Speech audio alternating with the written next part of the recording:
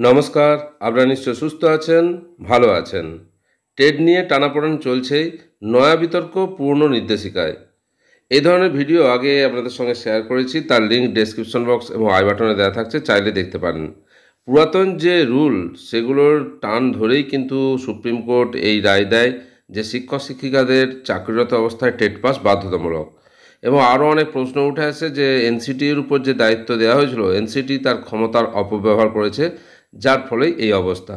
এই টানাপোড়েনের মধ্যেই একটা মানব সম্পদ উন্নয়ন মন্ত্রকের নির্দেশিকা সামনে এসছে, যেখানে স্পষ্ট যে 1 দশক আগে প্রাথমিক এবং উচ্চ প্রাথমিকের শিক্ষক নিয়োগের টেট পাস কম্পালসারি, সেখানে আরও বলা হয়েছিল 2015 সালের 31 মার্চ পর্যন্ত প্রথম থেকে অষ্টম শ্রেণীতে কর্মরত সমস্ত শিক্ষকদের শিক্ষার অধিকার আইন 2009 মেনে টেট পাস 4 বছরের মধ্যে করতেই হবে।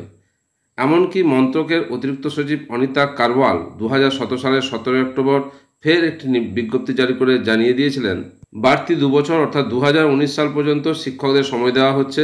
পরপর দুটি নির্দেশের পরেও বিষয়টিকে কেন গুরুত্ব দেওয়া হয়নি প্রশ্ন উঠেছে তা নিয়েও। শিক্ষার অধিকার আইন মেনে প্রাথমিকে শিক্ষক নিয়োগের যোগ্যতামান ধার্য করা হয় উচ্চ মাধ্যমিকে 50%, 2 বছরের শিক্ষকতার প্রশিক্ষণ এবং টেট পাস।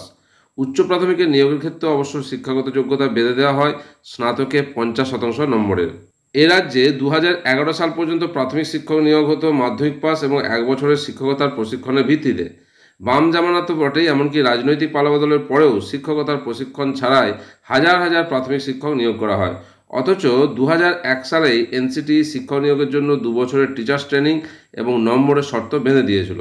এনসিটির নির্দেশের ভিত্তিতেই 2012 সালে প্রাথমিক শিক্ষা পর্ষদ রাজ্যের প্রাথমিক স্কুলগুলিতে কর্মরত শিক্ষক শিক্ষিকাদের প্রশিক্ষণ সম্পূর্ণ করতে 6 মাসের ব্রিজ কোর্স এবং রবীন্দ্র মুক্ত বিশ্ববিদ্যালয় অথবা ন্যাশনাল ওপেন স্কুল থেকে উচ্চ মাধ্যমিকে 50% নম্বর সহ উত্তীর্ণের জন্য বিশেষ প্রশিক্ষণের ব্যবস্থা করেছিল। প্রশ্ন উঠছে, এনসিটির নির্দেশ মানলেও রাজ্য টেট পাসের কোনো শর্ত এতদিন কেন মানেনি?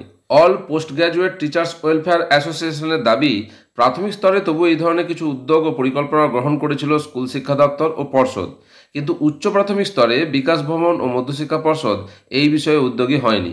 প্রাথমিক শিক্ষা পর্ষদের সভাপতি গৌতম পাল মহাশয় বুধবার বলেন, আমরা গোটা বিষয়ে অবগত।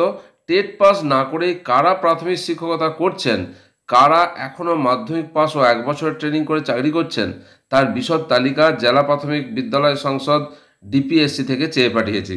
এবং আপনারা জানেন যে বিভিন্ন ডিপিএসসি থেকে নির্দিষ্ট গুগল ফর্মের মাধ্যমে এই তথ্য চেয়ে পাঠানো হয়েছিল, সে সম্পর্কিত ভিডিও আমি আপনাদের সঙ্গে শেয়ার করেছি। কিন্তু 12 দিন পুজোর ছুটি এবং কয়েকটি জেলায় প্রাকৃতিক দুর্যোগের কারণে পরিস্থিতি বদলে গিয়েছে, তাই এদিন আবার সংশ্লিষ্ট আধিকারিকদের সেই সব নথি চেয়ে রিমাইন্ডার পাঠানো হয়েছে। আমরা সমস্ত তথ্য স্কুল শিক্ষা দপ্তরে পাঠাবো। বিকাশ ভবনের এক শীর্ষকর্তা জানান, রাজ্যে প্রাথমিক ও উচ্চ প্রাথমিক মিলিয়ে 2.5 লক্ষ শিক্ষক শিক্ষিকা কর্মরত। তাঁদের বিষয়ে সুপ্রিম কোর্টে রিভিউ পিটিশন করা হবে কিনা সেই চূড়ান্ত সিদ্ধান্ত নেবে নবান্নই। এই তথ্যে যে 2.5 লক্ষ শিক্ষক শিক্ষিকার কথা বলা হয়েছে প্রাথমিক এবং উচ্চ প্রাথমিক স্তরে, সেখানে উচ্চ প্রাথমিক বলতে কোন সময়কার কথা বলা হয়েছে? কেননা 2016 পরে ব্যাপারটা আসে। 2016 আগে নর্মাল সেকশন ছিল, সেখানেরও অর্থাৎ 2016 আগেও কি নর্মাল সেকশনকে ভেঙে এই হিসাবের মধ্যে ঢোকানো হয়েছে? তার উত্তর এই তথ্যে নেই, বা তার উত্তর কোনো মেলেনি। টেট নিয়ে টানাপোড়েন এবং পুরনো নির্দেশিকাকে কেন্দ্র করে যে বিতর্কে দানা বেঁধেছে, সেই সম্পর্কিত যে তথ্য সামনে এসেছে আপনাদের সকলের সঙ্গে শেয়ার করলাম।